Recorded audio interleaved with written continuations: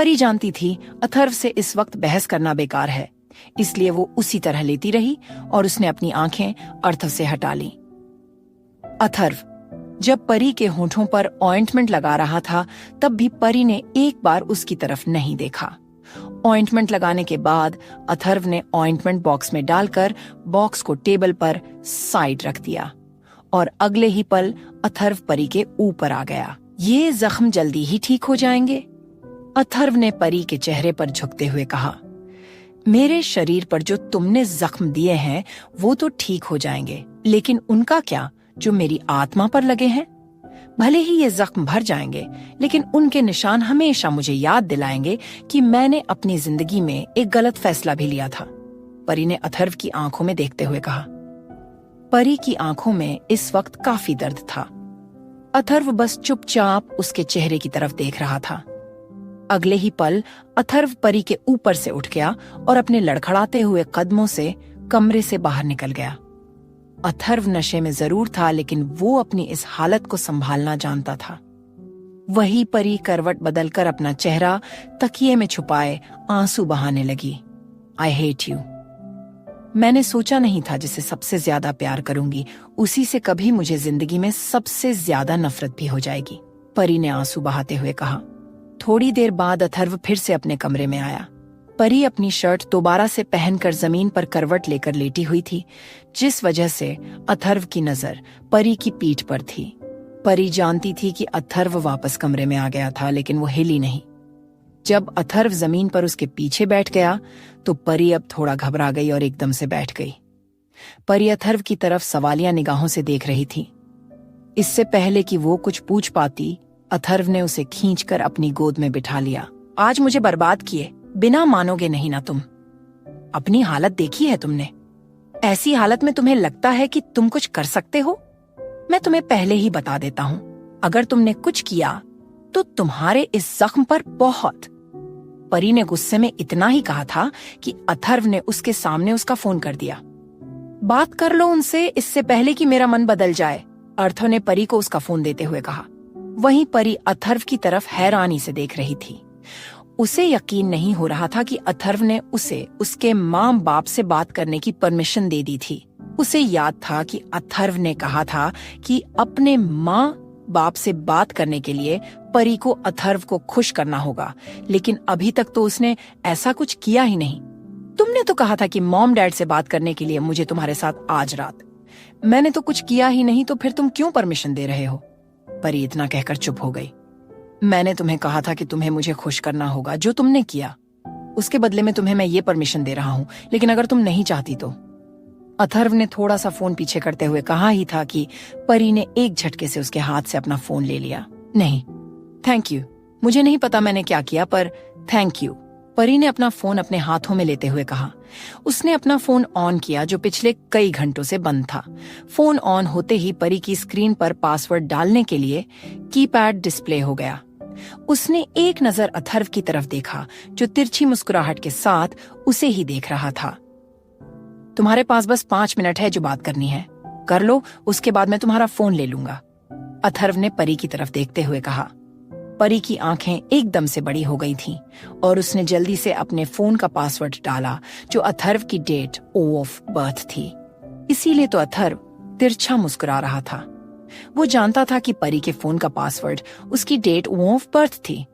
परी अब मन ही मन खुद को ये पासवर्ड रखने के लिए कोस रही थी। वो क्या जानती थी उसका प्यार उसे इस तरह हैवान के रूप में मिलेगा। इस वक्त पहले से ही 11:00 बज रहे थे। परी को डर था कि क्या उसकी मॉम फोन उठाएंगी, लेकिन परी की मॉम ने दूसरी बेल में ही फोन उठा लिया। हेलो परी बेटा, कैसी हो तुम? कल से मैं तुम्हारा फोन ट्राई कर रही हूँ, लेकिन लग नहीं रहा। फोन की दूसरी तरफ से परी की मॉम की परेशान आवाज आई। अपनी मॉम की आवाज सुनकर परी एकदम से इमोशनल हो गई थी। उसने अपने मुंह के आगे हाथ रख लिया और खुद के इमोशंस को कंट्रोल करने की कोशिश करने लगी। लेकिन अगले ही पल वो अथर्व की गोद में उछल पड़ी, जब उसे अथर्व का हाथ अपने पेट पर चलता हुआ महसूस हुआ। जल्दी करो एंजल, जवाब दो, you have only 5 minutes, Atharva ने परी के कान में फुसफुसाते हुए कहा। हेलो मॉम, मैं बिल्कुल ठीक हूँ। एक्चुअली यहाँ पर लाइट नहीं थी, कल से तो फोन डेड हो गया था। आप प्लीज मेरी फिक्र मत कीजिए, मैं बिल्कुल ठीक हूँ। यहाँ पर इस वक्त इलेक्ट्रिसिटी की प्रॉब्लम चल रही है तो मेरा मोबाइल डेड है। अगर मैं आगे आपको थोड़ी देर कॉल ना करूं तो परेशान मत होना, मैं जल्दी आप लोगों के पास आ जाऊंगी। परी ने अपनी मॉम से कहा, ठीक है बेटा, लेकिन अपना ध्यान रखना। और तुमने खाना खा लिया ना? तबीयत ठीक है तुम्हारी? परी की मॉम ने उससे पूछा। हाँ मॉम, मैंने खाना खा लिया और मेरी तबीयत भी बिल्कुल ठीक है। आप बताओ, आप और पापा ठीक हो ना? परी ने अपनी मॉम से कहा। परी ने आज मजबूरी में अपनी माँ से झूठ बोला था, क्योंकि ना तो वो ठीक थी और ना ही उसने खाना खाया था। मैं ठीक हूँ बेटा, पर तुम्हारे पापा की तबीयत थोड़ी खराब चल रही है, पर तुम फिक्र मत करो, वो जल्दी ही ठीक हो जाएंगे। तुम तो जानती हो ना, उन्हें ब्लड प्रेशर की प्रॉब्लम है। उनका थोड़ा बीपी हाई हो गया था कल जब तुमसे बात नहीं हुई थी तो। परी की मॉम ने जवाब दिया। मॉम प्लीज आप उनका ध्यान रखा कीजिए और उन्हें कह दीजिए कि मैं बिल्कुल ठीक हूँ, वो मेरी फिक्र ना करे। उनकी प्रिंसेस जल्दी ही उनके पास आ जाएगी। परी ने इमोशनल होते हुए कहा। Time is up angel, phone रखो। अथर्व ने परी के कान में धीरे से कहा। ओके मॉम, अब मैं फोन रखती हूँ। फोन में बैटरी थोड़ी है और मुझे थोड़ा जरूरी काम भी करना है अभी। प्लीज अपना और डैड का ख्याल रखिएगा और मेरी फिक्र मत करना। Bye mom, I love you, Pari ने अपनी मॉम से कहा और फोन रख दिया। फोन काटने के बाद परी ने अपना फोन अपने दिल से लगा लिया और रोने लगी, क्योंकि वो नहीं जानती थी कि इसके बाद उसकी माँ से वो कब बात कर पाएगी। उसे कहीं ना कहीं अपने पापा की फिक्र भी हो रही थी। वही उसके पीछे अथर्व के चेहरे के एक्सप्रेशंस भी बदल गए थे। उसने अगले ही पल परी को अपनी तरफ घुमा लिया। वो लास्ट लाइन फिर से कहो। Repeat those words again angel, Atharva ने परी की आंखों में देखते हुए बेसब्री से कहा। वहीं परी तो अथर्व की बात सुनकर थोड़ा कंफ्यूज थी कि आखिर वो क्या कहना चाहता था। परी को समझ तो आ गया था कि अथर्व उसे क्या कहने को बोल रहा था, लेकिन वो जानबूझकर अनजान बन रही थी कुछ भी। लेकिन जो दरिंदगी अथर्व परी को दिखा चुका था, उसके बाद तो वो अब कभी भी अथर्व से ये नहीं कह सकती थी कि वो उससे प्यार करती थी। मुझे नहीं पता तुम क्या बोल रहे हो, परी ने अथर्व की तरफ से अपना चेहरा घुमाते हुए कहा। मुझे अपने शब्द रिपीट करने की आदत नहीं है एंजल, तुम अच्छे से जानती हो कि मैं क्या कह रहा हूँ। रिपीट दोज वर्ड्स, अथर्व ने परी के कान में एक बार फिर कहा। क्यों करूं रिपीट मैं? किसके लिए कहूं मैं वो वर्ड्स? कौन है मेरा अपना यहाँ जिसे ये कह सकूं?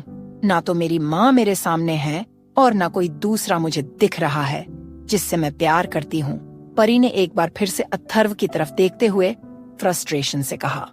तुम्हें कहना पड़ेगा क्योंकि मैं चाहता हूँ। You are my puppet angel, तुम्हें वो सब करना होगा जो मैं चाहता हूँ, अथर्व ने परी की आंखों में देखते हुए कहा।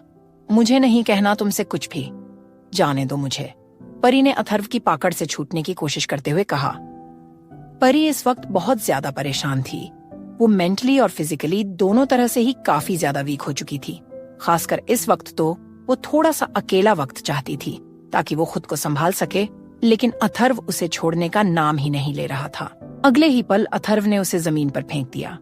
परी ने कस के अपनी आंखें बंद कर ली जब उसे लगा कि उसका सर जमीन से टकराने वाला था, लेकिन उसे अपने सर के नीचे फर्श नहीं बल्कि अथर्व का हाथ महसूस हुआ।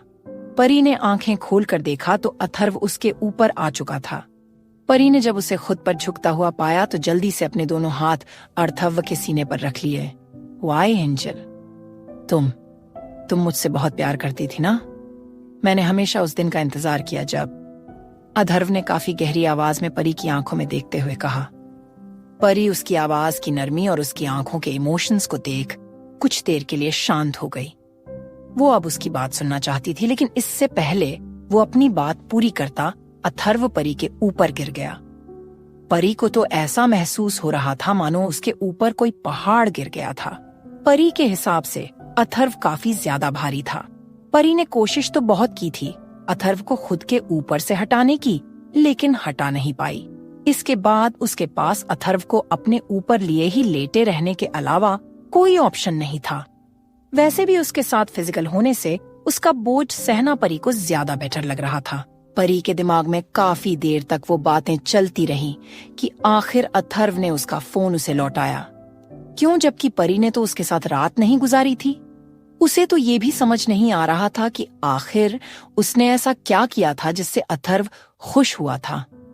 नशे में आज उसे अथर्व की पुरानी छवि दिखाई दे रही थी, लेकिन वो अच्छे से जानती थी कि होश में आते ही वो फिर से एक दरिंदा बन जाएगा। अगली सुबह जब परी की आंखें खुली तो अथर्व वहां नहीं था। परी ने बैठकर आसपास देखा और फिर वॉशरूम में चली गई। परी फ्रेश होकर नीचे आई तो डाइनिंग टेबल पर उसका नाश्ता रखा हुआ था। वो मेरे लिए नाश्ता बनाकर गया है। आई एम डैम श्योर उसने जरूर इसमें जहर मिलाया होगा। परी ने अपनी आंखें रोल करते हुए कहा और डाइनिंग टेबल के पास आकर खड़े हो गए। खाने की प्लेट के पास एक छोटा सा नोट रखा हुआ था। परी ने नोट उठाकर देखा और पढ़ने लगी। तुम्हें मारने के लिए मुझे तुम्हारे खाने में जहर मिलाने की जरूरत नहीं है। मैं अपने हाथों से ही तुम्हें सामने से मार सकता हूँ। इसमें कुछ नहीं मिलाया हुआ। मैंने तो चुपचाप नाश्ता कर लो। मुझसे लड़ने के लिए तुम्हें बहुत ताकत की जरूरत पड़ेगी आज रात, और अगर तुमने नाश्ता नहीं किया तो सजा भुगतने के लिए तैयार हो जाना। वो नोट पढ़ने के बाद तो परी का मुंह बन गया था। उसे डर भी था कि ऐसा क्या होने वाला था आज रात। मेरा पेट तो इसकी सड़ी हुई बातों से ही भर गया है। खुद भूख मारने के बाद बोल रहा है खाना खाओ। पता नहीं क्या मनहूस दिन था वो, जब मैं तुमसे प्यार करने लगी थी। परी ने गुस्से से दांत भींचते हुए उस नोट को हाथ से कुचलते हुए कहा और चुपचाप बैठकर खाना खाने लगी। परी वेमन खाना खा रही थी। वो जानती थी कि अथर्व हर पल उस पर नजर रखे हुए था, और अगर उसने खाना नहीं खाया तो शायद सच में अथर्व उसे कोई पनिशमेंट दे देगा। खाना खाने के बाद वो वही हाल में चक्कर लगाने लगी। क्या करूं अब मैं? पता नहीं मुझे कब यहां से आजादी मिलेगी, परी ने उदास चेहरे के साथ सोचा। तभी उसकी नजर सामने जानवी के कमरे के दरवाजे पर गई। उसने बस एक बार जानवी को देखा था, जिस दिन वो शाम को यहाँ आई थी। उसके बाद से ना तो जानवी के कमरे से कोई आवाज आई और ना ही उसने कभी जानवी को उस कमरे से बाहर देखा। क्या वो अब भी अंदर है? परी ने मन ही मन सोचा। भले ही अथर्व ने उसे मना किया था कि उस कमरे की तरफ कभी देखना भी मत, लेकिन परी के अंदर जानवी को देखने की इस वक्त बहुत ज्यादा इच्छा हो रही थी। पिछली बार जब उसने जानवी को देखा था तो उसकी हालत काफी ज्यादा खराब थी। परी ने धीमे कदम आगे बढ़ा दिए और जानवी के कमरे के दरवाजे के सामने आकर खड़ी हो गई। इस वक्त उसके हाथ कांप रहे थे, क्योंकि पिछली बार जानवी काफी ज्यादा भड़की हुई थी।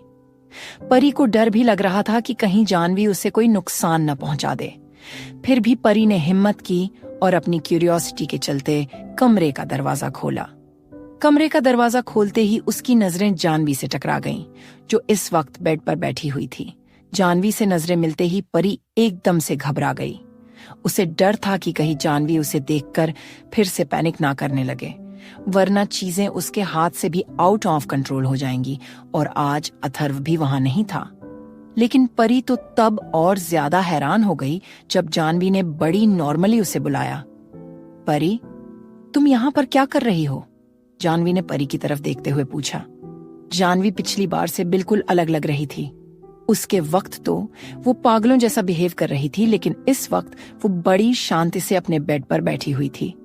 वहीं एक दूसरी बात भी परी को सता रही थी कि आखिर जानवी को उसके बारे में कैसे पता था। वो लोग तो पहले कभी नहीं मिले थे। यहाँ तक कि उसे पता भी नहीं था कि अथर्व की कोई बहन भी थी।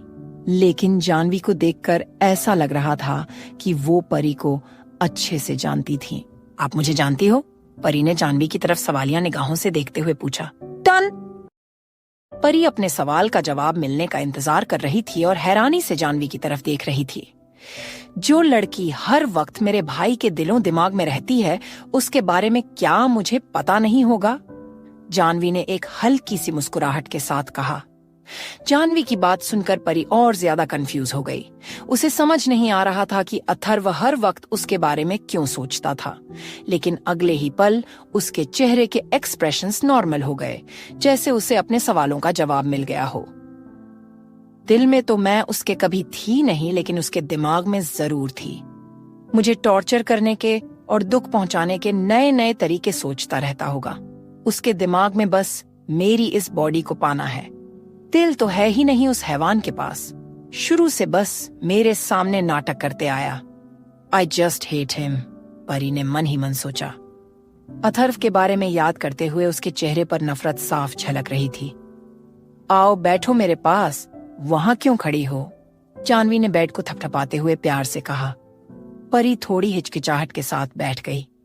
जानवी ने उसकी गर्दन की तरफ देखा और अपने टेबल पर पड़ी ऑइंटमेंट उठा ली। क्या ये अथर्व ने किया? जानवी ने अपनी उंगली पर ऑइंटमेंट लेते हुए कहा। परी ने कोई जवाब नहीं दिया और बस सर झुकाए बैठी रही। मुझे लगता है वो तुम्हें तुम्हारे भाई की किए की वजह से यहाँ लाया है। पता नहीं उसे क्या हो गया है। जो तुम्हारे भाई ने किया उसमें तुम्हारी कोई गलती नहीं थी। मैं उससे बात करूंगी कि वो तुम्हें छोड़ दे। जानवी ने बड़े प्यार से परी की गर्दन पर ऑइंटमेंट लगाते हुए कहा। क्या क्या सच में मेरे भाई ने आपका? परी इतना कहकर रुक गई थी। रेप किया था। जानवी के चेहरे पर यह बताते हुए एक दुख झलक रहा था। नहीं, ऐसा नहीं हो सकता। परी ने अभी भी मानने से इनकार करते हुए कहा। उसका भाई हमेशा ही परी को एक शहजादी की तरह रखता था। रोहन ने हमेशा ही परी को प्रोटेक्ट किया, और जो इंसान खुद की बहन के लिए इतना ज्यादा कंसर्न था, वो कैसे किसी और की बहन की इज्जत के साथ ऐसे खेल सकता था? यही सच है परी, वो तुम्हारा भाई है ना, इसलिए तुम विश्वास नहीं कर पा रही हो। बिल्कुल वैसे ही जैसे मैं विश्वास नहीं कर पा रही कि मेरे भाई ने तुम्हारे गर्दन पर ये निशान दिया है। जानवी ने परी को समझाते हुए कहा। लेकिन उसने ऐसा क्यों किया आपके साथ? ये निशान जो आपकी बॉडी पर हैं, क्या वो? परी ने जानवी की तरफ फिर हैरानी से देखते हुए पूछा। सब तुम्हारे भाई की देन है परी। उसने मेरे साथ क्या क्या किया है मैं तुम्हें बात नहीं सकती। वो मुझे पसंद करता था और कई बार उसने मुझे अपने साथ रिलेशनशिप में आने के लिए कहा, लेकिन मैं हर बार उसे मना करती थी। शायद उसने आखिरी में ये घिनौना रास्ता अपनाया। मुझसे जब उसकी हैवानियत बर्दाश्त नहीं हुई तो मैंने उसे माँ। जानवी की आवाज एकदम से भारी हो गई और वो आंखें बंद करके अपनी इमोशंस को कंट्रोल करने की कोशिश करने लगी। परी से उसकी हालत देख ही नहीं जा रही थी। री ने अपना हाथ जानवी के कंधे पर रखते हुए हल्का सा सहलाया। परी खुद एक लड़की थी और समझ सकती थी कि इस वक्त जानवी पर क्या बीत रही थी, लेकिन फिर भी उसके दिमाग में कहीं ना कहीं ये खटक रहा था कि अभी भी कुछ ऐसा है जो छुपा हुआ था। लेकिन भाई की तो गर्लफ्रेंड थी और वो उसे बहुत प्यार करते थे। वो लड़की भी भाई को बहुत पसंद करती थी और दोनों को मैंने कई बार फोन पर बात करते हुए भी सुना था। तो फिर जानवी ऐसा क्यों बोल रही है कि भाई इसे पसंद करते थे? कुछ तो है जो अभी भी मेरी नजरों के सामने होते हुए भी मुझे नजर नहीं आ रहा, लेकिन मैं भी इस बात का पता लगा कर रहूंगी। अगर मेरे भाई ने सच में ये सब किया होगा तो मैं दोबारा उसे कभी भाई नहीं कहूंगी, लेकिन अगर मेरा भाई बेगुनाह था तो उसकी आत्मा की शांति के लिए उसके माथे से मैं ये दाग हटा दूंगी। परी ने अपने दिमाग में सोचते हुए कहा। परी पेशे से लॉयर थी और उसने अपनी जिंदगी में काफी सारे ऐसे केस हैंडल किए थे कि नजरों के सामने सच होते हुए भी अंत तक सच्चाई छुपी रहती थी। इस वक्त भी उसकी अंतरात्मा कह रही थी कि कहीं ना कहीं कुछ गड़बड़ है। उसके अंदर का लॉयर अभी भी यकीन करने को तैयार नहीं था कि उसका भाई ही असलियत में गुनहगार था। पर तुम्हारे भाई की सजा उसे मिल चुकी है। मैं नहीं चाहती कि अथर्व तुम्हें परेशान करे। वैसे भी ये सब करके उसे खुद को ही तकलीफ पहुंच रही है। अथर्व तुमसे प्यार करता है परी। जानवी ने परी की तरफ देखते हुए कहा। वही जानवी की बात सुनकर परी ने कसकर अपनी मुट्ठियां बंद कर ली। ऐसा बस आपको लगता है। उसने मुझसे कभी प्यार नहीं किया। वो बस मुझे अब दर्द पहुंचाना चाहता है, परी ने धीमी सी आवाज में कहा था, लेकिन कमरा इतना शांत था कि जानवी ने सुन लिया। नहीं परी, वो तुम्हें कभी नुकसान नहीं पहुंचा सकता। क्या उसने अभी तक अपनी फीलिंग्स के बारे में तुम्हें नहीं बताया? जानवी ने परी की तरफ देखते हुए पूछा। परी ने जानवी की तरफ कंफ्यूजन से देखा और फिर ना में गर्दन मिला दी।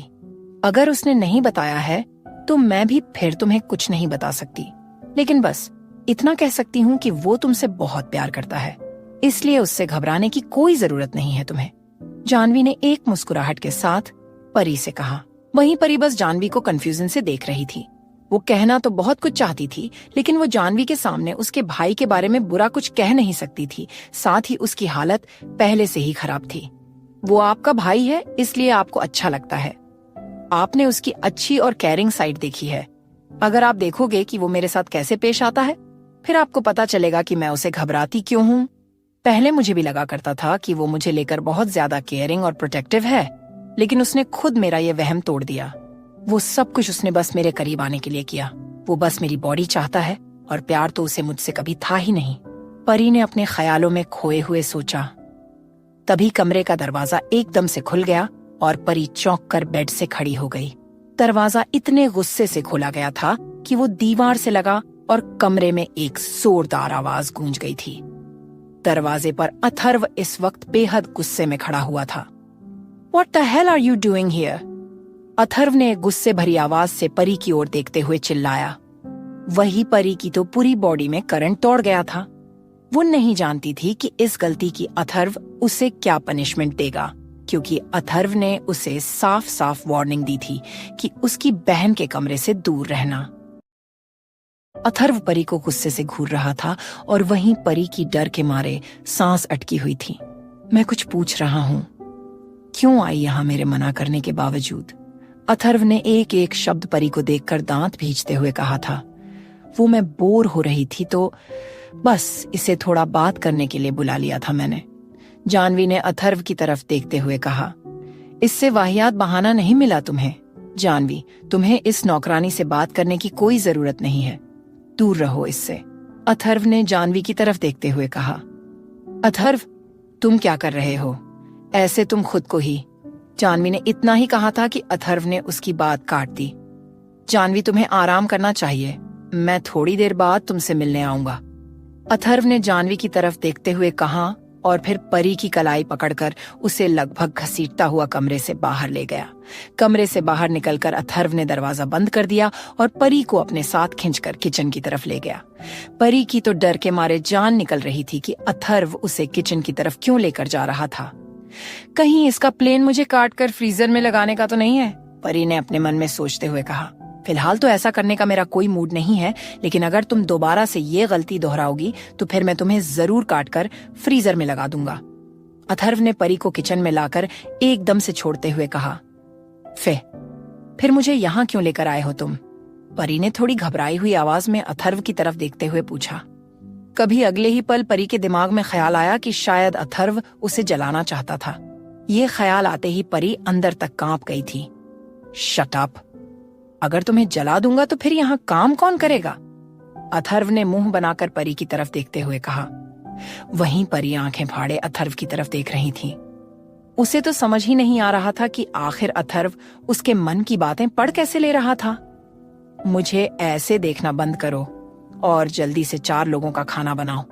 बहुत फ्री हो ना तुम यहाँ वहां घूमने के लिए? अब 1 सेकंड भी तुम्हें फ्री नहीं मिलेगा। मैंने तुम्हें पहले ही वार्निंग दी थी, लेकिन तुम नहीं मानी। अब पनिशमेंट मिलेगी, अथर्व ने परी की तरफ देखते हुए कहा। इसके बाद अथर्व परी की तरफ बढ़ता हुआ उसकी पनिशमेंट सुनाने लगा और परी मुंह खोले बड़ी बड़ी आंखों से अथर्व को देखते हुए पीछे बढ़ते जा रही थी और सुनती जा रही थी। तुम अब से सुबह 6:00 उठकर पूरे घर की सफाई करोगी। अगर मुझे डस्ट का एक भी तिनका मिल गया तो तुम्हें फिर से सारा घर साफ करना पड़ेगा। उसके बाद मेरे लिए नाश्ता बनाओगी। मेरे शावर लेने से पहले मेरा सारा सामान मुझे एक जगह मिल जाना चाहिए। मेरे सभी रोज के कपड़े तुम धोकर प्रेस करके रखोगी। मेरे शूज पर भी मुझे धूल का एक कतरा नहीं दिखना चाहिए। रोज तुम मुझे शूज पहनाओगी और आने के बाद खेलोगे भी। मेरे आने से पहले मेरा डिनर तैयार होना चाहिए और रात को मुझसे पहले तुम बेड पर होनी चाहिए। अथर्व ने एक ही सांस में सब बोलकर अपनी बात पूरी कर दी और अब परी के बेहद करीब खड़ा था, जो इस वक्त दीवार के साथ लग चुकी थी। उसका तो मुंह खुला का खुला ही रह गया था। अथर्व के विला की तो लॉबी ही इतनी बड़ी थी कि साफ करते दोपहर हो जाए। ऐसे में पूरा घर साफ करके फिर बाकी का काम करने में तो सच में उसे 1 सेकंड फ्री नहीं मिलने वाला था। मैं कैसे इतना सब? परी ने अथर्व की तरफ देखते हुए कहा ही था कि अथर्व ने उसे अपनी पहनी रिस्ट वॉच दिखाते हुए कहा। अगर नहीं चाहती कि इसमें गार्डन साफ करना भी इंक्लूड हो तो चुपचाप जो आता है बनाना शुरू करो। मेरे गेस्ट आधे घंटे में आने वाले हैं। क्या? पर मैं, परी ने अब भी बोलने की कोशिश करते हुए कहा ही था कि अथर्व ने आगे ऐड कर दिया। मुझे शावर देने का काम भी तुम्हें? अथर्व अपनी बात पूरी कर पाता उससे पहले ही परी स्टोव के सामने खड़ी हो उस पर कढ़ाई भी चढ़ा चुकी थी। अथर्व के चेहरे पर एक मॉकिंग स्माइल आ गई थी। हो जाएगा सर, परी ने कढ़ाई में ऑयल डालते हुए कहा। गुड, ठीक 2 बजे सब रेडी होना चाहिए। उसमें 1 सेकंड की भी देरी हुई। स्लेव तो एक और पनिशमेंट के लिए तैयार रहना, अथर्व ने कहा और मुड़कर किचन के बाहर की तरफ चला गया। वहीं परी जल्दबाजी में खाना बनाने लगी हुई थी। उसके दिमाग में अथर्व की बातों की वजह से स्ट्रेस भरा पड़ा था। परी को उसकी माँ ने बड़े नाजों से पाला था।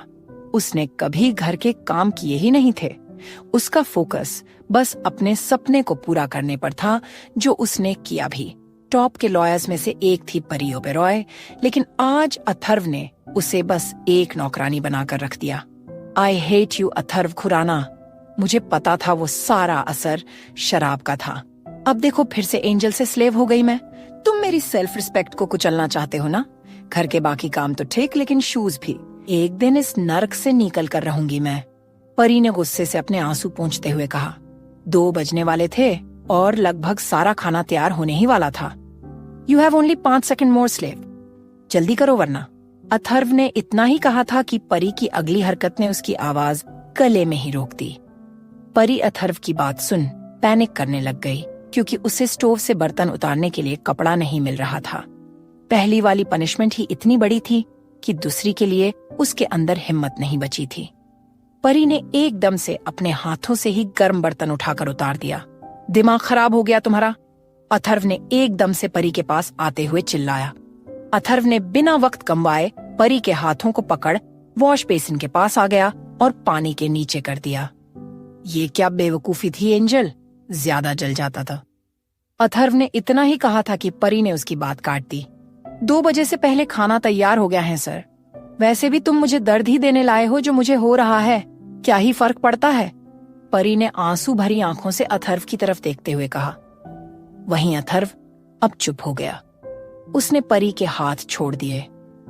अथर्व के पीछे होते ही परी ने पानी बंद कर दिया और वापस काम करने लगी। उसकी आंखों से आंसू बह रहे थे और सिसकियां निकल रही थीं। तभी एकदम से अथर्व ने उसे पकड़कर अपनी तरफ घुमा लिया। उसने परी के दोनों हाथ अपने एक हाथ में लिए और हल्के हल्के उन पर बर्फ मलने लगा। परी हैरानी से उसे देख रही थी और कहीं ना कहीं उसकी आंखों में एक उम्मीद थी कि शायद उसका अथर्व वापस आ गया। लेकिन अगले ही पल अथर्व की सख्त आवाज आई। ज्यादा जोर मत डालो दिमाग पर। तुम्हें दर्द देने का हक सिर्फ मुझे है, क्योंकि तुम मेरी हो। मेरे अलावा कोई भी इंसान या चीज, यहां तक कि तुम खुद भी खुद को दर्द नहीं दे सकती स्लेव। तुम्हें दर्द देने के लिए मैं ही काफी हूं। बाकी किसी को भी मैं ये हक नहीं देता कि कोई मेरी एंजल को हर्ट करे। परी अब और हैरानी से अथर्व को देख रही थी।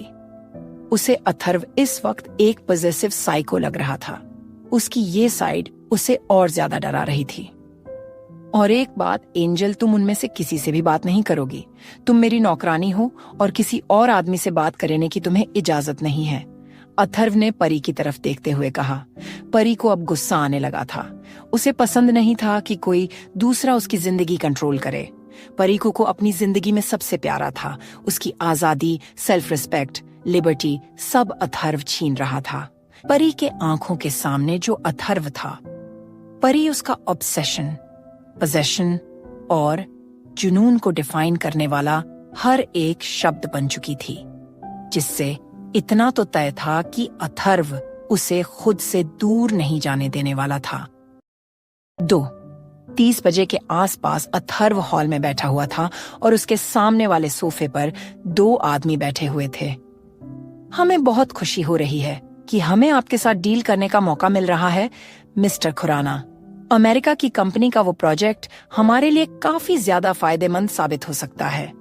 ये उस प्रोजेक्ट की फाइल है, आप एक बार पढ़ने के बाद साइन कर लें। 45% शेयर्स आपके हैं। एक आदमी ने ब्लू कलर की फाइल टेबल पर अर्थव के सामने रखते हुए कहा। अथर्व भी वो फाइल देखने लग गया। तभी किचन से परी अपने हाथों में एक ट्रे लेकर निकली, जिसमें जूस के साथ थोड़े स्नैक्स थे। उन 2 आदमी में से एक आदमी, जो तकरीबन 40 साल के आसपास था, उसकी नजर परी पर टिक गई थी।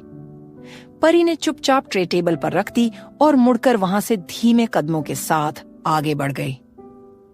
मैं आपके साथ एक और डील करना चाहता हूं मिस्टर खुराना। मैं आपको इस प्रोजेक्ट के 80 शेयर ऑफर कर रहा हूं। हमारी कंपनी के 35 भी आपके, अगर आप मुझे आपकी ये नौकरानी दे दें तो। मिस्टर सिंघानिया ने अथर्व की तरफ देखते हुए कहा। परी के कदम एकदम से रुक गए थे। उसके अंदर डर की एक लहर दौड़ गई थी। परी को डर था कि कहीं अथर्व 80 शेयर्स के लिए उसे बेचना दे, लेकिन उसके दिल के एक हिस्से में अभी भी ये विश्वास था कि वो ऐसा कभी नहीं करेगा। इससे पहले परी पीछे मुड़ के देखती, वहां गोली चलने की आवाज आई। गोली की आवाज सुनकर तो परी बिल्कुल ही सहम गई थी। गोली चलने की आवाज के साथ ही वहां पर मिस्टर सिंघानिया की चीख भी गूंज गई थी। परी ने बड़ी हिम्मत करके पीछे देखा और अगले ही पल उसकी आंखें बड़ी हो गईं। सिंघानिया अपनी एक आंख पर हाथ रखे दर्द से बिलाकता हुआ जमीन पर गिरा हुआ था। अथर्व ने उसकी आंख पर गोली चलाई थी। अथर्व अभी भी गुस्से से अपनी चेयर पर बैठा हुआ था और उसके हाथ में गन थी। तेरी हिम्मत भी कैसी हुई मेरी एंजल पर अपनी नजरें डालने की? वो सिर्फ और सिर्फ मेरी है। इस प्रोजेक्ट के 100% शेयर्स अब मेरे हैं, क्योंकि तू इस प्रोजेक्ट में अब नहीं रहेगा। अथर्व ने गुस्से से अपनी चेयर से खड़े होकर सिंघानिया की तरफ आते हुए कहा। वहीं परी उसके मुंह से फिर एंजल सुन कंफ्यूज थी। उसे तो अब शक होने लगा था कि कहीं अथर्व को बाइपोलर पर्सनालिटी डिसऑर्डर तो नहीं है। अथर्व को उस तरफ आता देख सिंघानिया के साथ आया दूसरा आदमी खड़ा हो गया था और एकदम से पीछे हो गया। अथर्व अपने घुटनों के बाल सिंघानिया के सामने आकर बैठ गया। अथर्व अपनी जान भी दे सकता है, लेकिन अपनी एंजल को नहीं दे सकता। तुम्हारे जिस दिमाग में मेरी एंजल का ख्याल आया है, उस दिमाग को ही नहीं रहने दूंगा मैं। अथर्व ने उस आदमी के माथे पर गन रखते हुए कहा। अथर्व की बातें तो अब परी को और अजीब लग रही थीं। क्या अथर्व ने नहीं कहा था कि उस परी से सिर्फ फिजिकल अट्रैक्शन थी?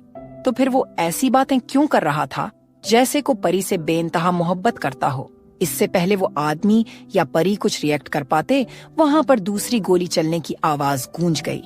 उस गोली के साथ सिंघानिया की सांसें हमेशा के लिए बंद हो गई। अथर्व का ऐसा खौफनाक रूप देखने के बाद परी अपने पैरों पर खड़ी नहीं हो पा रही थी और एकदम से घुटनों पर बैठ गई। अथर्व के चेहरे में उसे असलियत में आज एक हैवान देखने को मिला था। अथर्व का ऐसा रूप जो कभी परी ने सपने में भी नहीं सोचा था, वो आज अपनी आंखों से हकीकत में देख रही थी। इसके बाद उसे अथर्व से और भी ज्यादा डर लग रहा था और वो बस यहाँ से भाग जाना चाहती थी। अथर्व ने गर्दन घुमाकर उस दूसरे आदमी की तरफ देखा जो वहीं खड़ा कांप रहा था। अथर्व से नजरें टकराते ही उसे आदमी की सांसें अटक गई थीं। मैंने फाइल साइन कर दी है और इस प्रोजेक्ट का 100% प्रॉफिट खुराना इंडस्ट्रीज को होना चाहिए। तुम्हें मैं तुम्हारी जान दे रहा हूं। अब इसकी बॉडी उठाओ और दफा हो जाए यहां से। अथर्व ने दूसरे आदमी की तरफ गुस्से से देखते हुए चिल्लाया। जी सर, उस आदमी ने हकलाती हुई आवाज में कहा और जमीन पर पड़े सिंघानिया की बॉडी को खींचता हुआ बाहर ले गया। फिर अथर्व की नजर परी पर गई, जो अभी भी जमीन पर घुटनों के बाल आंसुओं में डूबा हुआ चेहरा लेकर बैठी हुई थी। परी तो अपने ही ख्यालों में खोई हुई थी। वो आंखें झपकाए बिना ऐसे बैठी थी जैसे उसे कोई गहरा सदमा लगा हो। हालांकि ये बात उसके लिए सदमे से कम नहीं थी कि जिस इंसान को उसने सबसे ज्यादा अच्छा और शांत माना, वही असल में शैतान निकला। What happened, angel? अथर्व ने परी के सामने घुटनों पर बैठते हुए कहा। तुमने उसे मार दिया। तुम ऐसे कैसे किसी का खून कर सकते हो? ये क्राइम है अथर्व। परी ने अथर्व की तरफ देखते हुए डरी हुई आवाज में कहा। परी की बात सुनकर अथर्व जोर जोर से हंसने लगा। उसकी हंसी इस वक्त काफी डरावनी थी, जिससे परी अंदर तक कांप गई थी। How adorable. तुम्हें पता नहीं है क्या मैं एक माफिया लीडर हूँ? मैं जो भी करता हूँ वो क्राइम ही होता है, और रही बात मारने की तो ये मेरा रोज का काम है। अथर्व ने नॉर्मली कहा, जैसे कोई बड़ी बात हो ही ना। परी एक लॉयर थी और उसका हमेशा ही सपना था कि वो क्रिमिनल्स को समाज से खत्म कर सके, जुल्म के खिलाफ आवाज उठा सके। गलत को खत्म करना और बेगुनाहों को इंसाफ दिलाना ही परी का सपना रहा था, इसलिए उसने ये प्रोफेशन चुना। वही आज उसे खुद पर शर्म आ रही थी कि उसने कैसे इतने सालों से उस इंसान से प्यार किया जो एक माफिया था। एक गुनहगार उसकी आंखों के सामने था और वो उसे सजा दिलाने की जगह प्यार भरी निगाहों से देखती रही। उनके नसीब में तो था ही नहीं तुम्हारे हाथों का खाना, लेकिन मुझे भूख लगी है, खाना लगाओ, मैं आता हूँ। अथर्व ने परी को कंधों से पकड़कर उसे खड़े करते हुए कहा। वहीं परी तो अभी भी हैरान थी कि उस इंसान में दिल भी था या नहीं। एक इंसान का खून करके तुम इतना नॉर्मल बिहेव कैसे कर सकते हो? जहां तुमने किसी का खून किया वहीं पर तुम्हें खाना भी खाना है? दिल नहीं है क्या तुम्हारे अंदर? परी ने अथर्व की तरफ देखते हुए रो रो कर कहा। जो इंसान मेरे दिल से खेलने की कोशिश करेगा मैं उसे कैसे छोड़ देता?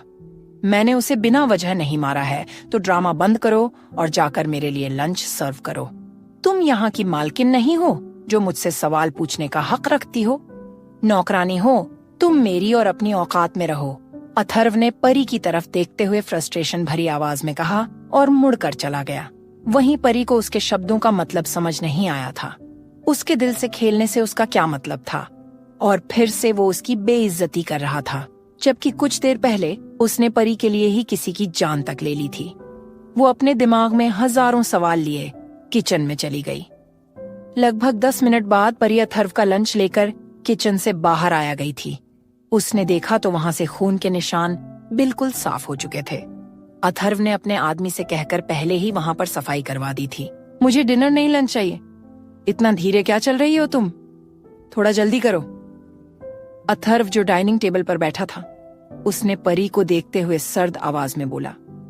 परी के दिमाग में इस वक्त कुछ देर पहले हुई बात ही चल रही थी।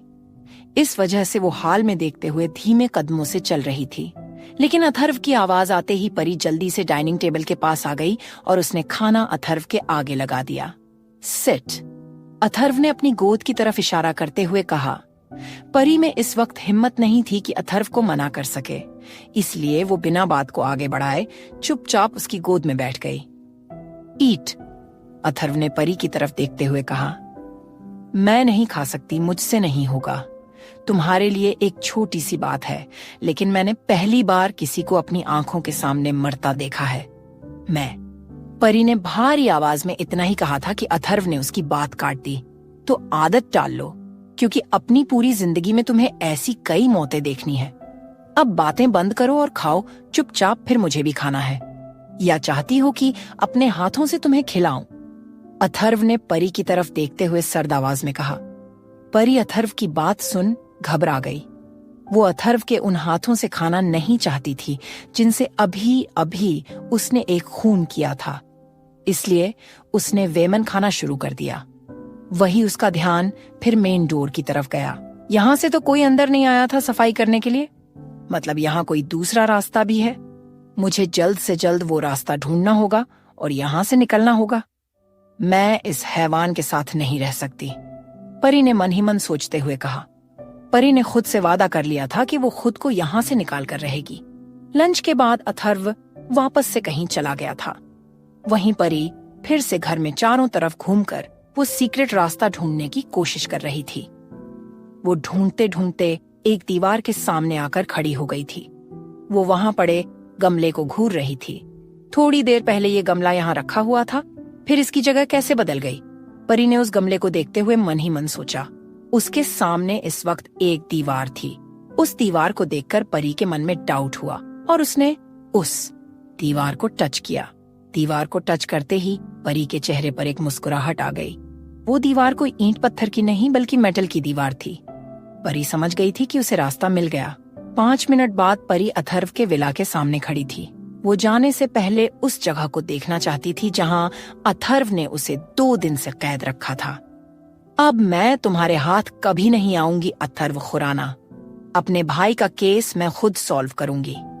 अगर तो वो गुनहगार निकला तो मैं तुमसे कोई वास्ता नहीं रखूंगी, लेकिन अगर मेरे बेगुनाह भाई को तुमने मारा होगा ना अथर्व खुराना, तो सच कहती हूँ तुम्हारी जिंदगी सच में नर्क बना दूंगी।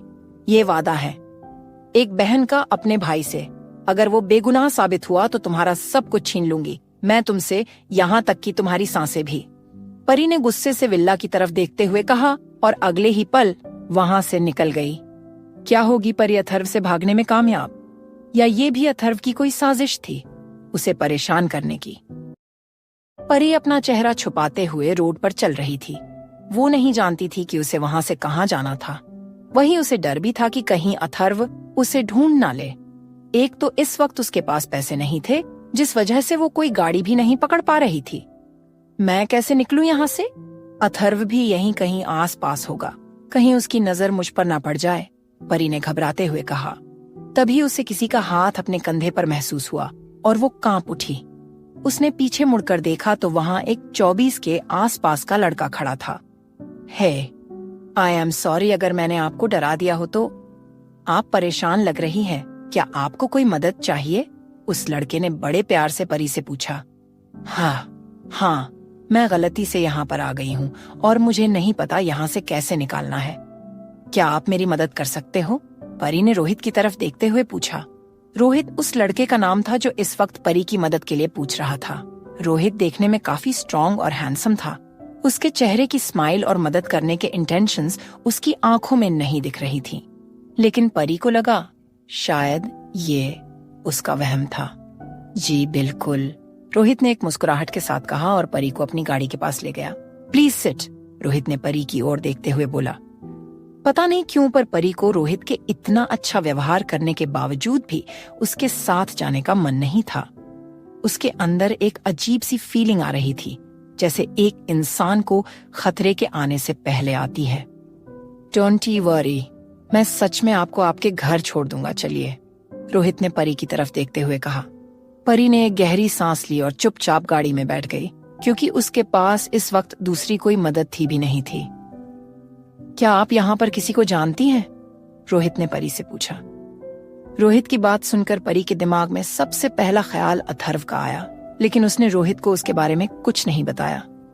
नहीं, मैं नहीं जानती किसी को यहाँ। मुझे तो ये भी नहीं पता कि मैं इस वक्त कहाँ पर हूँ, परी ने अपनी गोद की तरफ देखते हुए धीमी आवाज में रुंधी हुई आवाज में कहा।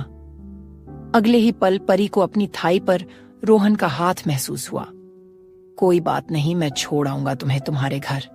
तुम घबराओ मत, मैं हूं ना यहाँ तुम्हारे लिए, लेकिन उससे पहले तुम्हें मेरी कुछ जरूरतें पूरी करनी होगी। रोहित ने इस बार बदली सी टोन में कहा। व्हाट द हेल, गाड़ी रोको, परी ने गुस्से से रोहित का हाथ हटाते हुए कहा। अरे गुस्सा क्यों कर रही हो? कल सुबह तुम्हारे घर छोड़ाऊंगा मैं तुम्हें, बस आज की रात मुझे दे दो। वैसे भी तुम्हें भी तो इसमें मजा आएगा। रोहित ने बड़ी बेशर्मी के साथ फिर से परी के थाई पर हाथ रखते हुए कहा। बकवास बंद करो अपनी, मैंने कहा गाड़ी रोको। तुम जानते नहीं हो तुम कितनी बड़ी मुसीबत में पड़ सकते हो अगर तुमने मुझे हाथ भी लगाया तो, परी ने रोहित की तरफ गुस्से से देखते हुए कहा। कोई मेरा कुछ नहीं बिगाड़ सकता, खासकर तुम जैसी कमजोर लड़की तो बिल्कुल भी नहीं। रोहित ने गाड़ी एक जंगल के रास्ते ले जाते हुए कहा। कमजोर होगा तेरा खानदान, मैं कोई कमजोर लड़की नहीं हूँ और ये तुझे अभी पता चल जाएगा। परी ओबेरॉय नाम है मेरा।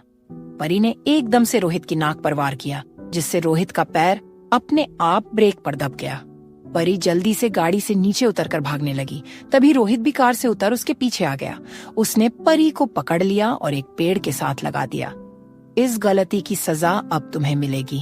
अब तुम्हें ज्यादा दर्द होगा स्वीट हार्ट, रोहित ने परी की तरफ झुकते हुए कहा। परी की आंखें बड़ी हो रही थीं, जैसे रोहित उसके करीब आ रहा था। तभी एकदम से रोहित के चेहरे पर एक जोरदार मुक्का पड़ा और वो परी से दूर हट पीछे जा गिरा। परी ने जब गर्दन घुमाकर देखा तो वहां पर अथर्व अपने गुस्से से भरी लाल आंखों से रोहित को घूर रहा था। परी की सांस एक पल के लिए रुक सी गई थी जब उसकी नजर अथर्व पर पड़ी। उसे इतना डर तो रोहित से भी नहीं लगा था जीतना, वो अथर्व को देखकर डर से कांप रही थी। तेरी हिम्मत कैसे हुई मेरी एंजल को छूने की? अथर्व ने गुस्से से रोहित की तरफ देखते हुए कहा। वहीं अथर्व खुराना जैसे आदमी को अपने सामने देख रोहित कांप गया था। आई एम सॉरी सर, मुझे नहीं पता था कि ये लड़की आपकी है। मुझे छोड़ दीजिए सर, मैं कभी दोबारा अपनी शक्ल नहीं दिखाऊंगा, रोहित ने गिड़गिड़ाते हुए कहा। लेकिन अथर्व को देखकर लग नहीं रहा था कि वो उसकी कोई बात मानेगा। शक्ल दिखाने के लिए तू वैसे भी अब इस दुनिया में नहीं रहेगा। तूने मेरी एंजल को छुआ है, इसलिए तेरी मुलाकात यमराज से होकर रहेगी आज, अथर्व ने गुस्से से लाल आंखों से रोहित की तरफ देखते हुए कहा और उसकी तरफ बढ़ गया। अगले ही पल अथर्व ने रोहित पर घूंसों की बरसात कर दी थी। उसने रोहित को इतना मारा था कि रोहित की पूरी बॉडी से खून निकलने लगा था, लेकिन अथर्व अभी भी रुकने का नाम नहीं ले रहा था। अथर्व का ऐसा भयानक रूप देखकर परी तो वहीं पर बैठ गई। परी सांस लेने की कोशिश कर रही थी लेकिन उसका सीना इतना भारी हो रखा था कि वो बस मुंह पर हाथ रखे हाँफ रही थी। रोहित बेहोश हो चुका था, लेकिन अथर्व का मारना रुक ही नहीं रहा था। परी के मुंह से सिसकियां निकल गईं। उसकी आवाज सुनने के बाद अथर्व का ध्यान परी पर आ गया। अथर्व रोहित को छोड़कर खड़ा हो गया और परी की तरफ बढ़ गया। उसे अपनी तरफ आता देख परी अपने आप पीछे को स्क्रोल होने लगी। जिन टांगों से तुम भागी हो ना, आज वही काट दूंगा मैंने तुमसे कहा था कि तुम मेरी हो, मुझसे दूर नहीं जा सकती, लेकिन फिर भी तुमने मुझसे दूर भगाने की कोशिश की। इसकी सजा तुम्हें मिलेगी एंजल। इस बात का ख्याल रखने के लिए कि तुम दोबारा मुझे छोड़कर नहीं जाओगी, मैं तुम्हारी टांगें ही काट दूंगा। अथर्व ने अपने खतरनाक आवाज में परी की तरफ देखते हुए कहा, नो, तुम ऐसा नहीं कर सकते मेरे साथ। परी ने डर के मारे अथर्व की तरफ देख चिल्लाते हुए कहा, मैं तुम्हारे साथ सब कर सकता हूँ, हक है मेरा तुम पर। अब गलती की है तो सजा भी मिलेगी ना, और मुझे तुम्हें सजा देने से आज कोई भी नहीं रोक सकता। अथर्व ने एकदम से झुककर परी की बाजू को खींचकर उसे खड़ा किया और घसीटता हुआ अपनी गाड़ी की तरफ ले गया। परी पूरी अथर्व के हाथ से छूटने की पूरी कोशिश कर रही थी, लेकिन अथर्व तो उसे छोड़ने का नाम में ले रहा था। उसने गाड़ी में बैठने से पहले अपने आदमियों को इशारा कर दिया। वो आदमी समझ गए थे कि अथर्व ने उन्हें रोहित की बॉडी ठिकाने लगाने को कहा था। वही परी को भी पता चल गया कि रोहित बेहोश नहीं था, बल्कि मर चुका था। एक ही दिन में आज अथर्व ने 2 खून कर दिए थे, जो देखकर परी को सदमा सा लग गया था। उसे विश्वास नहीं हो रहा था कि जो इंसान उसके लिए शरीफ हुआ करता था, वो असल में ऐसा बेरहम दरिंदा था। उसकी नजरों में इंसानों की जान लेना किसी वीडियो गेम खेलने जैसा था। प्लीज अथर्व छोड़ दो, मुझे जाने दो, परी ने अथर्व की तरफ देखते हुए कहा, जिसने उसे अभी अभी गाड़ी में धक्का देखा दरवाजा बंद किया था। अथर्व ने परी की बात सुन ली थी। वह गुस्से से ड्राइवर सीट पर बैठते हुए परी की तरफ मुड़ गया। अथर्व तो परी को ऐसे देख रहा था मानो वो वहीं परी को कच्चा चबा जाने वाला था। अगले ही पल अथर्व ने गाड़ी का डैशबोर्ड खोला, जिस पर परी की सांसें तेज हो गई थीं। डैशबोर्ड में परी की नजर सब चीजों से हटकर बस नाइफ पर आकर टिक गई। नहीं अथर्व, तुम ऐसा नहीं कर सकते। तुम मेरे पैर नहीं काट सकते। मैं दोबारा ऐसा कुछ नहीं करूंगी, प्लीज।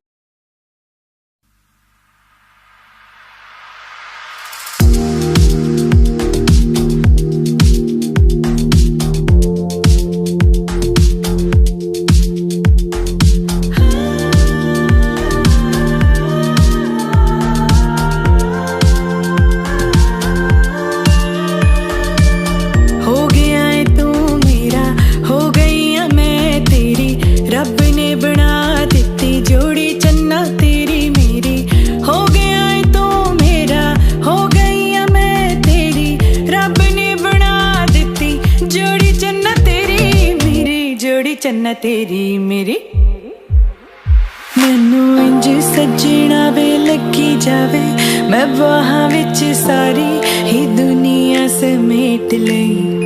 मैनू हाले भी यकीन जाना आवे, मैं किते सुपना ते नहीं वेख रही।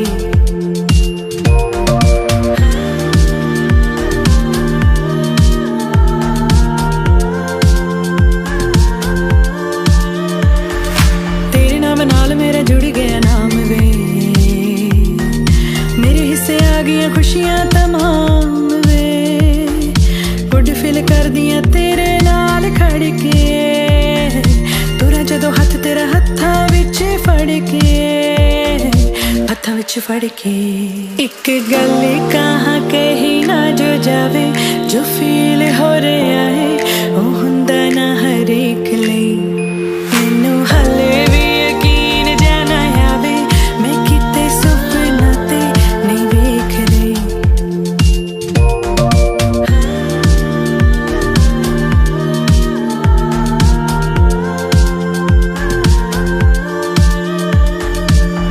हसीन होई तेरे आने नाल वे,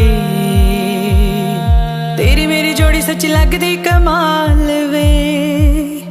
कर्मा वालियां मैनू मिलिया तू वे, चेहरा तेरा दिंदा मेरे दिल नूं सुकून वे, चेहरा तेरा दिंदा मेरे मेरे दिल ਨੂੰ ਸਕੂਨ में ਤੈਨੂੰ ਲੱਗੇ ਕਦੇ ਨਾ ਤੱਤੀ ਭਾਵੇ ਤੇਰੇ ਲਈ ਕਾਫਿਰ ਆਵੇ ਅੱਲਾ ਨੂੰ ਮੱਥੇ ਟੇਕ ਰਹੀ ਮੈਨੂੰ ਹਾਲੇ ਵੀ ਯਕੀਨ ਜਿਹਾ ਨਾ ਆਵੇ ਮੈਂ ਕਿਤੇ ਸੁਪਨਾ ਤੇ ਨਹੀਂ ਵੇਖ ਰਹੀ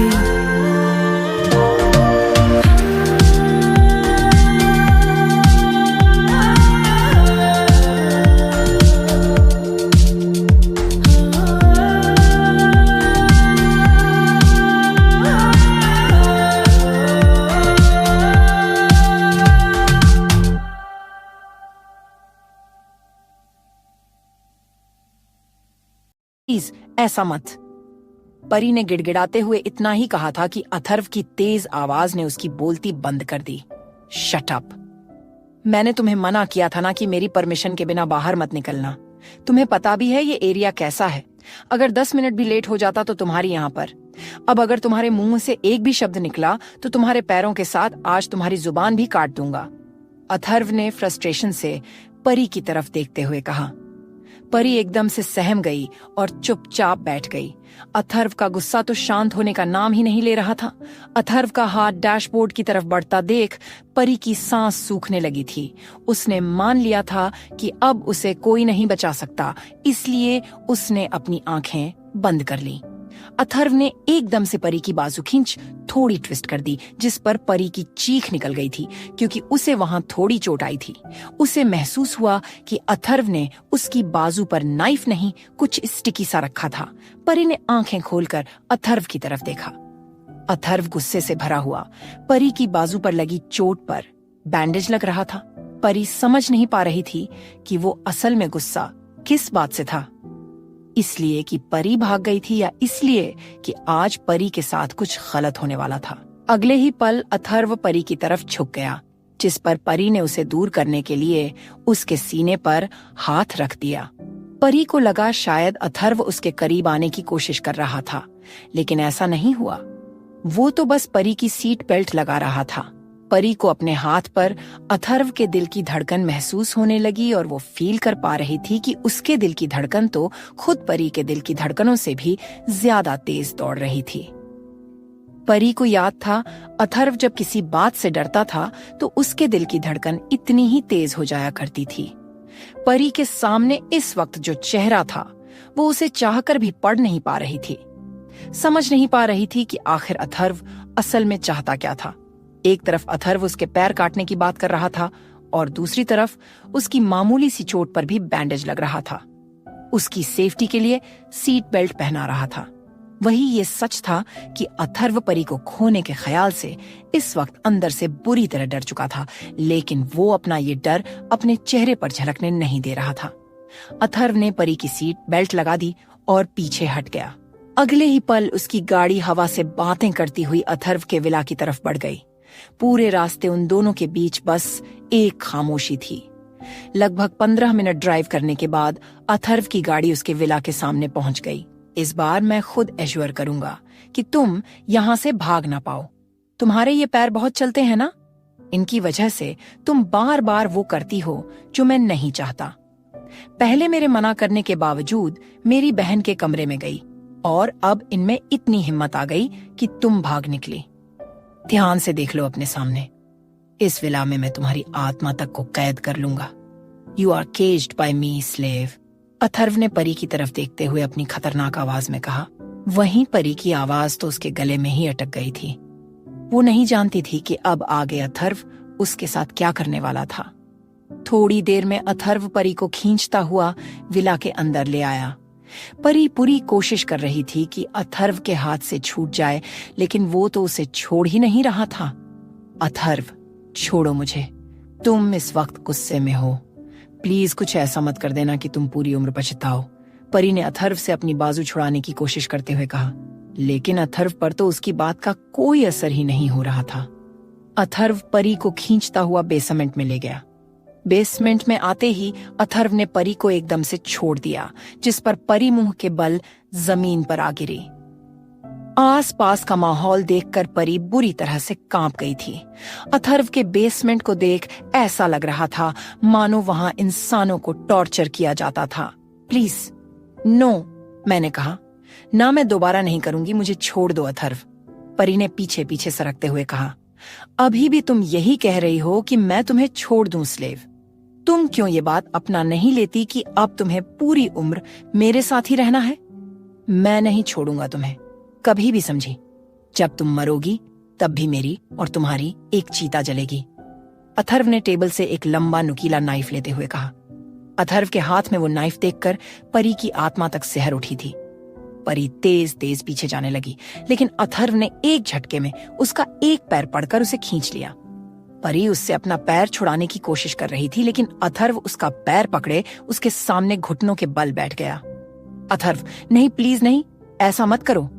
कम से कम हमारे उन 8 सालों का लिहाज कर लो जो हमने अच्छे से बिताए थे। परी ने अथर्व की तरफ देख गिड़गिड़ाते हुए कहा, जो तुमने आज किया है उसकी सजा तो तुम्हें मिलेगी। मैं हर बार तुम्हें बचाने नहीं आ सकता, इसलिए परमानेंट इलाज कर रहा हूँ कि तुम चाहकर भी यहाँ से भाग ना पाओ। वो 8 साल तुम्हारे लिए मायने रखते होंगे, मेरे लिए बस एक खेल था। अथर्व ने सर्द आवाज में नाइफ को थोड़ा ऊपर करते हुए कहा। अथर्व के एक्शन से ऐसा लग रहा था मानो वो परी का पैर काटने वाला था। वही परी की आंखें एकदम से बड़ी हो गई और वो चिल्ला उठी। नहीं, परी ने बहुत जोर से चिल्लाते हुए कहा। परी ने इतनी जोर से चलाया था कि पूरा बेसमेंट दहल उठा था। वही परी खुद बेहोश होकर पीछे गिरने वाली थी कि अथर्व की बाहों ने उसे थाम लिया। अथर्व ने परी को थोड़ा करीब खींचा और इस तरह पकड़ लिया जैसे माँ अपने बच्चों को अपनी गोद में दूध पिलाते हुए पकड़ती है। परी अथर्व की बाहों में बेहोश थी, लेकिन उसके चेहरे पर डर और दर्द अभी भी था। परी की बॉडी अथर्व के गोद में थी और अथर्व की एक बाजू परी के सर के नीचे से होते हुए उसके कंधे को थामे हुए थी। अथर्व ने हल्के से परी की गाल को टच किया और फिर झुकते हुए उसकी गाल पर अपने होंठ रख दिए। अथर्व ने परी को किस करने के बाद अपने होंठ उसकी गाल से हटाते हुए उसके चेहरे की तरफ उन इमोशन से देखा जो वो कभी जाहिर नहीं करना चाहता था। मैं तुम्हें कभी नुकसान नहीं पहुंचा सकता एंजल। तुम्हारे इस शरीर का हर हिस्सा तुमसे ज्यादा मुझे प्यार है। You know angel, no you do not know. तुम नहीं जानती कि मैं तुमसे कितना ज्यादा प्यार करता हूं। शायद इतना तो तुम भी मुझसे नहीं करती। पहली नजर में चाहने लगा था तुम्हें मैं। यकीन करो एंजल, जब भी मैंने तुम्हें दर्द दिया है तब तुमसे ज्यादा मैंने उस दर्द को तुमसे ज्यादा महसूस किया है। अगर तुम्हारे उस गिरे हुए भाई ने वो हरकत नहीं की होती तो आज हम दोनों की कहानी कुछ अलग होती। मैं तुम्हारी राहों में फूल बिछाना चाहता था, लेकिन मैंने तुम्हें कांटों पर चलने के लिए मजबूर कर दिया। अथर्व ने परी के चेहरे पर झुकते हुए उसके नाक से अपनी नाक टच करते हुए कहा। अथर्व ने अगले ही पल थोड़ा और झुकते हुए परी के होठों को अपने कब्जे में ले लिया और उसे बड़े प्यार से किस करने लगा। अथर्व की आंखें बंद थीं और उसकी बंद आंखों से आंसू टपकते हुए परी की गाल पर आ रहे थे। एक किस के बाद अथर्व ने परी को अपनी गोद में उठा लिया और बेसमेंट से लेकर बाहर आ गया। परी को बेहोश हुए 3 घंटे हो चुके थे और उसे अभी तक होश नहीं आया था। अथर्व ने अपने नोन डॉक्टर को घर ही बुला लिया था। डॉक्टर परी का चेकअप कर रहे थे और अथर्व के साथ साथ इस वक्त जानवी भी उस कमरे में थी। चेकअप करने के बाद डॉक्टर अथर्व के पास आ गए। डॉक्टर, क्या हुआ है इसे होश क्यों नहीं आ रहा? अथर्व ने डॉक्टर की तरफ देखते हुए एक्सप्रेशन लेस फेस के साथ पूछा। वो अपनी फिक्र किसी के सामने भी जाहिर नहीं करना चाहता था। डॉक्टर के चेहरे की चिंता देखकर वो इतना तो समझ गया था कि कुछ नॉर्मल तो नहीं था। ये मेंटली और फिजिकली दोनों ही तरह से काफी ज्यादा वीक हो गई है। इनके दिमाग पर किसी बात से बहुत ज्यादा प्रेशर बढ़ रहा है जो इनके लिए बिल्कुल भी सही नहीं है। ये नॉर्मली बेहोश नहीं हुई है। इन्हें थोड़ी देर पहले पैनिक अटैक आया था। आई एम सॉरी टू से कि अगर इन्हें दोबारा ऐसा अटैक आता है तो इन्हें बचाया नहीं। डॉक्टर ने इतना ही कहा था कि अथर्व ने उन्हें हाथ दिखाकर चुप हो जाने को कहा। इसकी दवाइयां लिख कर दे दीजिए और फिर अब आप जा सकते हैं। इसे कुछ नहीं होगा, अथर्व ने डॉक्टर की तरफ देखते हुए कहा। डॉक्टर ने एक पेज पर कुछ दवाइयां लिखकर अथर्व को दे दी और कमरे से निकल गए। जानवी परी के चेहरे की तरफ चिंता से देख रही थी। अथर्व, मैं अभी भी कह रही हूं उसे छोड़ दो। इसमें उसकी कोई गलती नहीं थी, मैं जानती हूं। उसे इस तरह तकलीफ में देखकर तुम्हें भी बहुत तकलीफ हो रही है। मेरे साथ जो होना था वो हो गया, लेकिन तुम अपने और परी के बीच इतनी दीवारें क्यों खड़ी कर रहे हो? अभी भी तुम उसे बता दो कि तुमने उसके भाई को नहीं मारा है। मुझे विश्वास है वो तुम्हें इस सब के लिए माफ कर देगी। उसके साथ अपनी नई जिंदगी की शुरुआत करो, जानवी ने अथर्व की तरफ देखते हुए कहा। वहीं परी, जिसे अभी अभी होश आया था, उसके कानों में सीधा यही बात पड़ी कि अथर्व ने उसके भाई को नहीं मारा था। परी आगे की बात सुनना चाहती थी, इसलिए उसने अपनी आंखें बंद रखी। अपने कमरे में जो जानवी, आराम करो, मुझे अकेला छोड़ दो थोड़ी देर के लिए, अथर्व ने जानवी की तरफ देखते हुए कहा। अथर्व जानवी को होश आए तो उसे कुछ भी ऐसा मत कहना कि। जानवी ने इतना ही कहा था कि अथर्व ने उसकी बात काट दी। मैंने कहा, ना, यहाँ से जाओ जानवी, मैं इसे कुछ नहीं करूंगा, इसलिए ज्यादा सोचना मत। तुम्हें इस वक्त खुद आराम की जरूरत है, अथर्व ने जानवी की तरफ पीठ करते हुए कहा। जानवी नहीं फिर कुछ नहीं कहा और कमरे से निकलकर अपने कमरे की तरफ चली गई। जानवी के कमरे से निकलने के बाद अथर्व बेड पर आकर बैठ गई। अथर्व ने परी के चेहरे को प्यार से छुआ। आई एम सॉरी एंजल, मैं जानता हूं मैंने तुम्हें बहुत तकलीफ दी है, अथर्व ने परी की ओर झुकते हुए उसके माथे को किस करते हुए कहा। वहीं परी की आंखें एकदम से भर आईं और उसने अब धीरे धीरे अपनी आंखें खोली। आंखें खोलते ही उसकी नजरें अथर्व की नजरों से टकरा गईं। परी ने जैसे ही आंखें खोली, उसकी आंखें सीधा अथर्व से टकरा गई थीं। उसके कानों में अथर्व की कई बातें भी पड़ी थीं, लेकिन सिर्फ उसकी सॉरी बोल देने से क्या होने वाला था? अथर्व ने परी को मेंटली और फिजिकली इतना ज्यादा वीक कर दिया था कि उसे पैनिक अटैक तक आ गया था। परी अब शायद चाहकर भी कभी अब अथर्व को माफ नहीं कर सकती थी। अगले ही पल परी के दिमाग में एक ख्याल आया और उसकी आंखें एकदम से बड़ी हो गईं। उसने एकदम से गर्दन उठाई और अपने पैरों की तरफ देखा। उसके दोनों पैर सही सलामत थे, जो देखकर परी की सांस में सांस आई। तुम ठीक हो एंजल? अथर्व की बात सुनकर परी की आंखें अब भर आई थीं। परी को ऐसा महसूस हो रहा था मानो इससे मुश्किल सवाल आज तक उसकी जिंदगी में किसी ने नहीं पूछा था। वो जिस सिचुएशन में फंसी हुई थी, उसमें कैसे ठीक हो सकती थी? उसने अपना भाई खो दिया था, उसका परिवार उससे दूर था और उसका प्यार ही उसके साथ ऐसा सुलूक कर रहा था कि उसे प्यार के एहसास से ही नफरत हो गई थी। परी को लग रहा था हमेशा की तरह अथर्व अभी भी एक पल के लिए उसे एंजल कहेगा और अगले ही पल वो फिर से स्लेव पर उतर आएगा। परी ने अथर्व की तरफ से अपना चेहरा फेर लिया और पिलो में अपना मुंह छुपा लिया। शायद एक पल के लिए वो भूल जाना चाहती थी कि अथर्व उसके पास था। वो तो उसका चेहरा तक नहीं देखना चाहती थी ताकि वो कुछ देर के लिए खुद को शांत कर सके। वही अथर्व परी की पीठ की तरफ देख रहा था, जो हल्की हल्की शेक कर रही थी, जिससे वो समझ पा रहा था कि परी रो रही थी। एंजल, अथर्व ने परी के कंधे पर हाथ रखकर उसे खुद की तरफ मोड़ते हुए कहा। परी ने अब अपनी आंखें बंद कर ली थीं। परी के आंसू उसकी बंद आंखों से बह रहे थे। प्लीज अथर्व, जस्ट किल मी, परी ने अथर्व से रिक्वेस्ट करते हुए कहा। परी काफी बुरी तरह से रो रही थी और ये अब खुद अथर्व से भी नहीं देखा जा रहा था। परी से अब अथर्व का टॉर्चर बर्दाश्त नहीं हो रहा था। सबसे बड़ी बात, अगर उसे मौत से बदतर तकलीफ दे रही थी तो वो ये थी कि उसके भाई का कातिल, जिसे वो इतने टाइम से ढूंढ रही थी, उसकी आंखों के सामने था, पर परी उसका कुछ कर नहीं सकती थी। एंजल, काम डाउन, तुम ऐसे मर नहीं सकती। तुम्हें जीना होगा मेरे लिए, मेरे साथ। तुम अब हर एक पल मेरे साथ जियोगी। मैं तुम्हें मरने नहीं दूंगा क्योंकि तुम सिर्फ मेरी हो। तुम्हारी जिंदगी और मौत दोनों पर सिर्फ मेरा हक है, अथर्व खुराना का हक।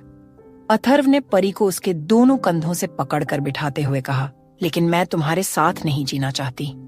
तुमने जो मेरे साथ किया है अथर्व, उसके लिए मैं तुम्हें कभी माफ नहीं कर सकती। अगर मेरा भाई गुनहगार होता भी तो तुमने जो मेरे साथ किया है वो गलत है। मैं तुम्हें कभी माफ नहीं कर सकती, समझे तुम? I just hate you Atharva. शायद ये शब्द भी कम है। मैं तुम्हें देखना भी नहीं चाहती हूं, समझे तुम? मुझे तुमसे आजादी चाहिए और उसके लिए मुझे चाहे मरना ही क्यों ना पड़े। परी ने गुस्से से अथर्व के हाथ अपने कंधों से हटाते हुए कहा, लेकिन तुम मर के भी मुझसे आजाद नहीं हो पाओगी एंजल। मैंने तुमसे पहले भी कहा था, अगर तुम मर गई तो अथर्व भी उसी वक्त मर जाएगा। तुम्हारी और मेरी एक चिता जलेगी एंजल। हमें मौत भी अलग नहीं कर सकती। तुम मेरी हो एंजल, और तुम्हें कभी कोई मुझसे छीन नहीं सकता, मौत भी नहीं। अथर्व ने परी की तरफ देखते हुए पोजीशन भरी आवाज में कहा। परी को अथर्व की आंखों में जुनून और अपनी तबाही साफ नजर आ रही थी। अथर्व की ये साइड हमेशा ही परी को डरा देती थी। तुम पागलों जैसी बातें करना बंद करो प्लीज। तुम अपनी जिंदगी जी रहे हो और मैं अपनी। मरूंगी तो मैं अकेली मारूंगी। तुम्हें तो बस मेरी बॉडी चाहिए थी ना। तुमने मुझे कैद किया हुआ है और मैं इस जबरदस्ती के रिश्ते में नहीं रहना चाहती। तुमने मुझे धोखा दिया है अथर्व। मेरा दिल आज भी कहता है कि मेरा भाई बेकसूर था। एक दिन तुम्हें ये जरूर पता चलेगा और उस दिन तुम बहुत ज्यादा रोगे अथर्व, याद रखना। परी ने अथर्व की तरफ देखते हुए कहा और बेड से उतरकर थोड़ा दूर खड़ा हो गई। मुझे नहीं लगता कि मुझे रोने की जरूरत पड़ेगी। मैं जानता हूँ उसे मारकर मैंने कोई गलती नहीं की। वो मेरी बहन का गुनहगार है और यही सच है। मुझे अब सिर्फ तुम्हारी बॉडी नहीं चाहिए एंजल, तुम्हारा प्यार चाहिए, तुम्हारा दिल चाहिए। मैं चाहता हूँ कि तुम मान लो कि तुम बस मेरी हो। खुद को मेरे नाम कर दो, मेरी बन जाओ एंजल। अथर्व ने परी की तरफ देखते हुए बोला। परी अथर्व को हैरानी से देख रही थी। जब वो खुद अथर्व के साथ रहना चाहती थी, तब उसकी जिंदगी ने ऐसा मोड़ लिया कि अब वो किसी भी तरह से अथर्व से दूर भागना चाहती थी। इस वक्त परी के लिए अथर्व उसके भाई का खूनी था, लोगों की जान लेने वाला क्रिमिनल दरिंदा था, उसे धोखा देने वाला इंसान था, जिसने पिछले 8 साल से परी को धोखे में रखा और उसके सामने बस अच्छे होने का नाटक किया। ये कभी नहीं हो सकता। चाहे तुम मुझे कैद करके भी रख लो, लेकिन अब मेरा दिल और प्यार तुम्हें कभी नहीं मिल सकता अथर्व। मैं एक बार ये गलती कर चुकी हूँ, तुमसे प्यार करके, तुम पर भरोसा करके, लेकिन अब मैं कभी तुमसे प्यार नहीं कर सकती जैसा तुम चाहते हो। मेरे प्यार की चिता उसी दिन जल गई थी जब तुम मुझे यहाँ तड़पाने के लिए लेकर आए थे। परी ने अथर्व की तरफ नम आंखों से देखते हुए कहा। परी से अब और बर्दाश्त नहीं हो रहा था। उसकी आंखों के सामने फिर से वो पल घूमने लगे जब वो अथर्व से बहुत ज्यादा प्यार करती थी। मैंने अपनी जिंदगी में सबसे ज्यादा तुम्हें चाहा। हर वक्त हर पल मैंने तुम्हारे बारे में सोचा। अपनी जिंदगी के पिछले 8 सालों में हर एक सेकंड मैंने तुम्हारे नाम किया था।